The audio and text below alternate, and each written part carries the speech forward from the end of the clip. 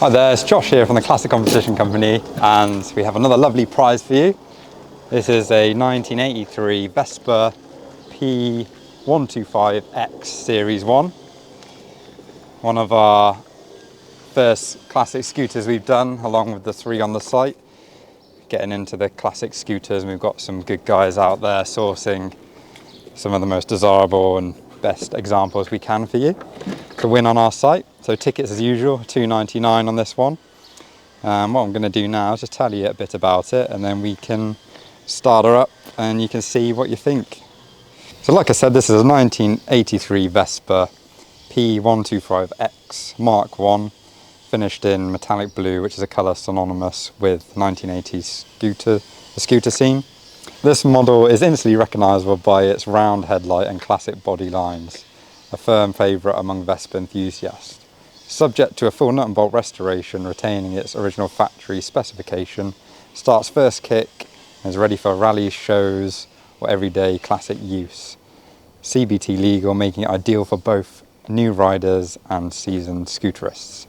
And it's also just been MOT'd, so you know it's safe and ready to go. So that is what it is, and now we can listen to it. So we've got our ignition key up here, which needs to be on, which it is. And we've got a fuel tap here, which if we turn up, this is reserve, and we'll put it on reserve. No, is that reserve? There's a C on this tap, which I do not know what it is. So in the description you can tell me. There's an R on this side, which I assume is reserve. So we'll just turn it all the way over there. As you can tell, I'm a bit new to the scooter scene. Bit green. This is a choke, which if you pull it out, choke is on. And now we will give it a kick. So with your classic scooters, you kick them a bit like this, rather than if you had a motorcycle, you'd kick it like this. It seems like when you kick a scooter like this, you get a lot more leverage and it feels a lot more natural as well. There we are. So no throttle, just kick it and it'll run off the choke.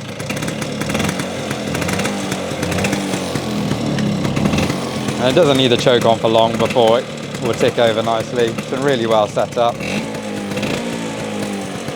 And I have ridden this scooter a bit, and it's a very easy bike to ride. It's got a lot of power, and it's just very comfy, and it feels like you could get on it straight away and buzz around. Some classic vehicles, I feel like I have to get used to them a bit and the way they work, but this is quite easy to ride, I'd say.